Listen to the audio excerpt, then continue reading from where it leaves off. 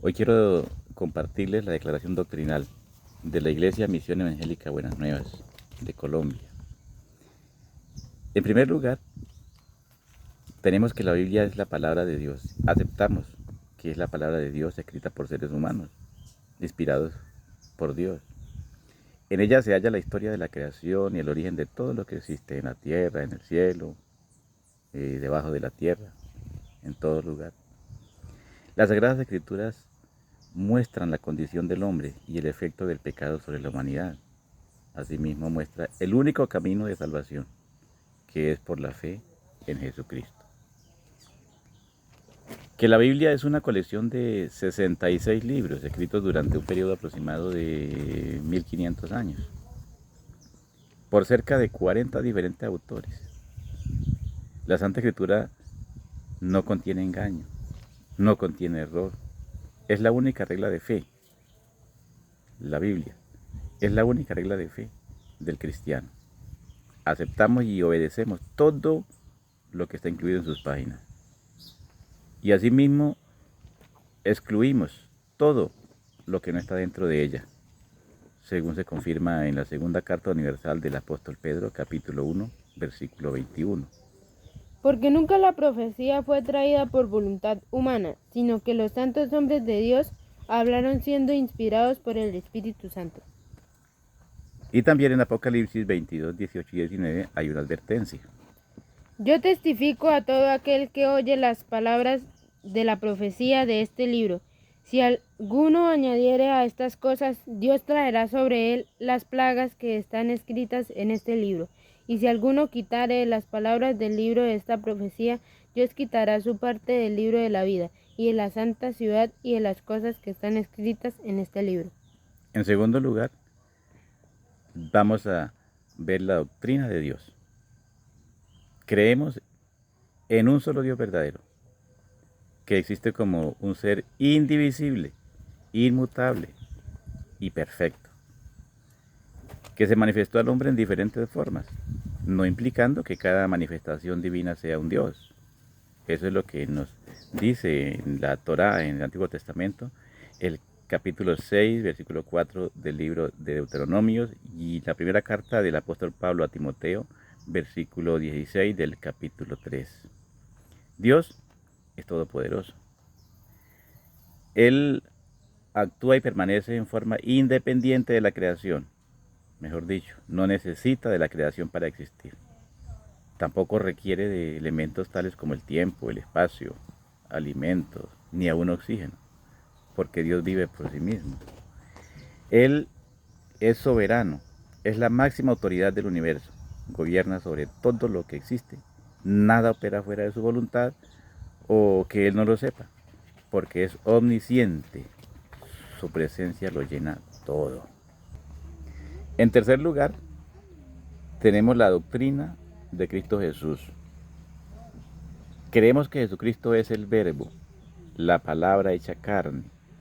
El Señor Jesús fue Dios manifestado en carne, según nos consta en el Evangelio según San Juan capítulo 1:1. En el principio era el Verbo, y el Verbo era con Dios, y el Verbo era Dios. Igualmente en la carta a los Romanos capítulo 9:5 dice: de quienes son los patriarcas, y de los cuales según la carne vino Cristo, el cual es Dios sobre todas las cosas, bendito por los siglos. Amén.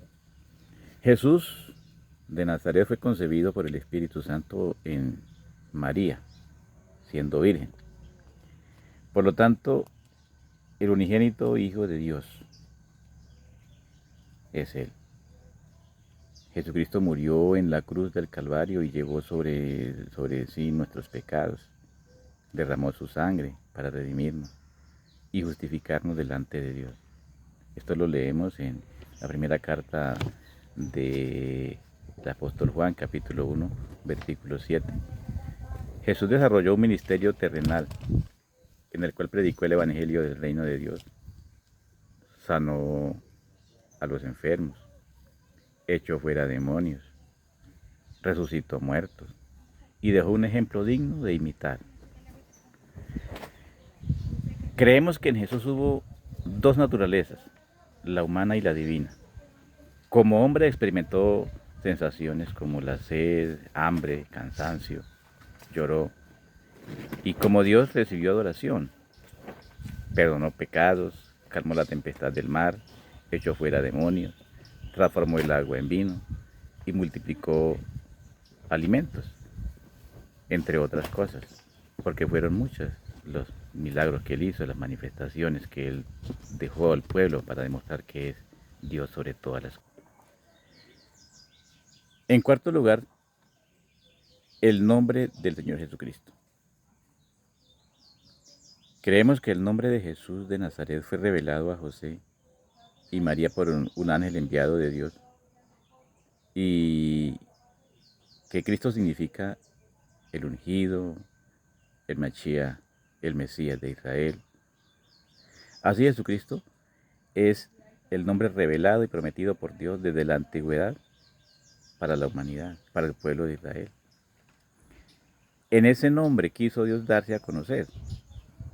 Por ello, Él es todo para el cristiano. Así el creyente no necesita de más nombres o expresiones que invocar, sino nuestro glorioso Señor Jesucristo. Creemos que en el único nombre en quien hay salvación es en el nombre de nuestro Señor Jesucristo, porque así lo dice en las Escrituras. Igualmente, en ese nombre, que es sobre todo nombre, hay perdón de pecados, hay sanidad, hay salvación y libertad. Toda autoridad ha sido dada bajo ese nombre. Eso es lo que nos dice la misma Escritura en Hechos 4:12. Ahora, toda acción que se haga o toda cosa que se pida debe ser hecha en el nombre de Jesucristo, nuestro Señor. Eso nos dice la Biblia también en el Evangelio según San Juan, capítulo 14, versículo 13. Jesús de Nazaret fue quien se enfrentó al mismo Satanás, enfrentó al mundo, enfrentó al pecado y los venció. Además hizo partícipe de su victoria a nosotros, a la iglesia que llevamos su nombre.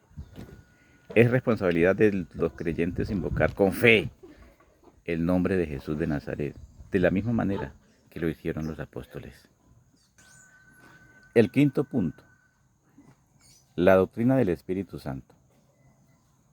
Creemos que el Espíritu Santo es el divino consolador, según consta en Juan 14:16 y Mateo 28:20. Fue para cuando Jesús de Nazaret termina su ministerio terrenal. Juan 14:18 y segunda a los Corintios 3:17. Ahí en adelante aparece el divino consolador, que fue prometido a la iglesia por el mismo Señor Jesús de Nazaret. Y tiene entre otros los ministerios de asistir al cristiano y de guiarlo a toda verdad. Dios es espíritu. Creemos que el Espíritu Santo fue dado a la iglesia después de que Cristo ascendió al cielo. Según Evangelio según San Juan, capítulo 16, versículo 7. El Consolador también redarguye al hombre perdido, lo convence de justicia, de juicio y de pecado. Entonces el Espíritu Santo cumple la función de guiarnos a la verdad. Está a nuestro lado para fortalecernos en la vida cristiana, frente al pecado, frente al mundo, frente a la tentación y las debilidades humanas. Entonces, ya no está Jesús de Nazaret en carne y hueso presente, sino ya está es como espíritu. Mateo 28:20 nos lo recuerda de esa manera. Igualmente, el Espíritu Santo da testimonio de la existencia del Cordero de Dios en nuestras vidas, según San Juan, capítulo 14, versículo 26.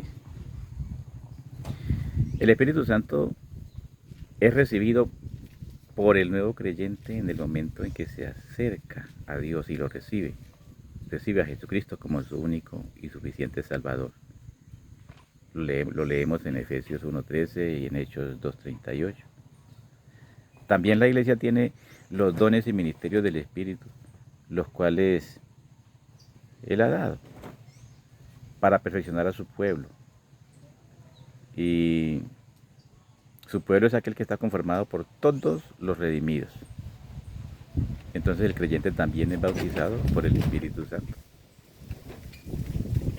Lo leemos en Hechos 19 del 2 al 7 y el capítulo 1 versículos 4 y 5. Sexto, el hombre, su estado y su condición. Creemos que Dios creó al hombre conforme a su imagen y semejanza, pero que el hombre se rebeló contra Dios y no obedeció su palabra, por lo que fue destituido de la divina presencia y quedó en estado de condenación e incapacitado para salvarse por sus propios medios. Y es por eso que el hombre necesita un redentor. Ese redentor es Jesucristo. Es su único redentor. Lo leemos en Hechos 4:12. Entonces, para que el hombre pueda obtener la salvación es necesario arrepentirse, confesar sus pecados y creer en Jesucristo como su Salvador. El hombre debe cuidar mucho el don de la vida eterna, pues aunque es un regalo y no ha hecho nada para merecerlo, también la puede perder. Entonces es nuestra responsabilidad velar por la salvación.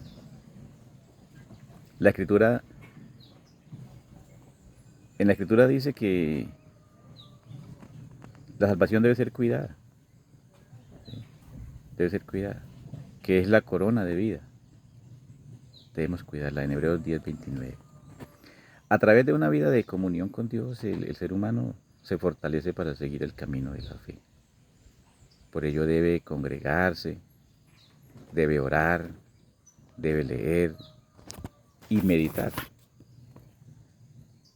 sobre todo en la palabra de Dios, y adorar a ese Dios todopoderoso, que es nuestro gran Dios y Salvador Jesucristo. Lo podemos leer en Tito 2:13, por ejemplo. El hombre debe permanecer en la fe cristiana hasta el día que Jesucristo venga por su iglesia para llevarlo al reino celestial de Cristo Jesús, o hasta que sea llamado, hasta que muera, fiel hasta la muerte. Podemos leer una referencia bíblica en Mateo 10:22. En séptimo lugar, está el bautismo en agua. Creemos que el Señor Jesús ordenó en su palabra sobre la comisión de ir a ser discípulos en todas las naciones y bautizarlos en su nombre, de la misma manera que lo hicieron los apóstoles. Así se encuentra en la Biblia, en Hechos 2:38, en Romanos 6:13 y Hechos 10:48, entre otros. El bautismo lo celebramos en el nombre de Jesucristo, porque la Escritura manda que todo lo que se haga debe ser hecho en el nombre del Señor Jesucristo. Y los discípulos, por ejemplo Pablo, Pedro y algunos otros, bautizaron de esa manera. Hay referencia en Hechos 27:16. Procede así, de esta manera, conforme a las Sagradas Escrituras, porque en Jesucristo habita corporalmente toda la plenitud de la deidad. Es lo que habla la Biblia en Colosenses 2:9. Entonces el bautismo significa limpieza espiritual y unión con Cristo. A partir de ahí se da lugar a nacer del agua, como lo decretó el mismo Señor Jesús de Nazaret. Entonces, en el momento del bautismo, la vida antigua y todos sus pecados son sepultados, de tal forma que el nuevo creyente debe empezar a caminar en santidad y obediencia a la palabra de Dios, conforme dice Romanos 6:4. Yo dije Hechos 27:16, y no es 27, me equivoqué, es Hechos 22:16. En octavo lugar, tenemos la Santa Cena. Octavo, la Santa Cena. Creemos que junto con el bautismo, la Santa Cena son las dos únicas ordenanzas practicadas por la Iglesia del Señor Jesús de Nazaret. La comunidad apostólica practicó estos dos mandamientos sagrados. Entonces nosotros de igual forma obedecemos la palabra de Dios y hacemos lo mismo. Horas antes de la muerte y crucifixión de nuestro Señor Jesucristo, o Jesús de Nazaret, Él se reunió con los 12 discípulos y partió el pan y bebió la copa. Desde ahí y hasta hoy se celebra la mesa del Señor. El mandamiento es continuar celebrándola hasta la segunda venida de Cristo. Lo leemos en Lucas 22, 14, 20 y en Juan 6, 53 y 56. Cada cristiano nacido de nuevo debe participar, o cada cristiano debe participar de la Santa Cena en una actitud de reverencia y santidad. Es necesario que cada creyente examine su propia vida para que participe dignamente y evite todo juicio que provenga de Dios por sus acciones. Lo leemos en 1 Corintios capítulo 11, versículos 23 y 34. En noveno lugar, tenemos la segunda venida de Cristo. Creemos que Jesucristo vendrá por segunda vez. Qué linda palabra. Por segunda vez a la tierra para tomar a su iglesia y llevarla al lugar que Él tiene preparado en los cielos para nosotros, así dice la Biblia. Respecto del día y la hora de la segunda venida, nadie sabe, ni tampoco lo ha revelado a ningún humano, pues ni siquiera los ángeles que están en la presencia del Señor conocen ese día y esa hora. Es lo que dijo en Evangelio según San Mateo 24, versículo 29 y 36 al 36. Entonces, el Señor Jesús de Nazaret durante su ministerio terrenal afirmó que Él no sabía del día y la hora de su regreso. Desde luego que como humano desconocía esa información, pero en su divinidad lo sabía. Décimo, la santidad del cristiano. Creemos que la santidad del cristiano es un proceso que se inicia en el momento mismo de la conversión a Cristo Jesús. A partir de ahí el creyente en Jesucristo debe vivir de acuerdo con las Sagradas Escrituras, guardando los mandamientos divinos y hacerlo todo en temor de Dios. También creemos que sin santidad nadie verá al Señor. El pecado es un elemento de tropiezo en la relación del hombre con Dios. Toda desobediencia es calificada en la Biblia como pecado y rebelión contra Dios. De verdad, toda desobediencia es calificada en la Biblia como pecado y rebelión contra Dios. Vea. Pero con la ayuda de Dios, cada creyente debe buscar la santificación de su propia vida. Cada uno. Esto es la recomendación desde el Antiguo Testamento en Levíticos 20:26 y en el Nuevo Testamento, por ejemplo, encontramos en Hebreos 12:14. Durante la nueva vida, el cristiano cada día encontrará muchos obstáculos, encontrará pruebas, tentaciones, y esto solo lo podrá vencer con la ayuda de nuestro gran Dios y Salvador Jesucristo. Para ello cuenta con su presencia, con su ayuda en espíritu, porque Dios es espíritu. Entonces, Él le ayuda. También encuentra ayuda en la palabra de Dios y en la comunión con los demás hermanos de la comunidad cristiana donde se está congregando. Por eso es importante no dejar de congregarnos. En un décimo lugar, la sanidad divina. Sanidad. nosotros también aceptamos que Jesús murió en la cruz, llevando sobre su humanidad todos nuestros pecados, como Cordero de Dios, que quita el pecado del mundo. Igualmente creemos que por sus heridas fuimos todos curados. Así como Dios perdona los pecados, también borra las secuelas de ese pecado, como enfermedades y dolencias, siendo la peor de ellas la muerte. Cuando Cristo desarrolló su ministerio, hizo sanidades y milagros y aseguró que quienes creyeran en Él harían cosas mayores que esas. Evangelio según San Marcos 16, 16 al 18. En 12º lugar, el cielo y el infierno. Creemos que el infierno es un lugar verdadero que Dios tiene reservado para llevar a todos los que no creyeron en Jesucristo como su Salvador. Y creemos también que el cielo es la morada que Jesús preparó para llevarnos allí a todos los que creemos en Él. La Escritura no afirma sobre la existencia de un lugar intermedio entre ellos dos, o entre el sepulcro y el cielo, por ejemplo, o entre el sepulcro y el infierno.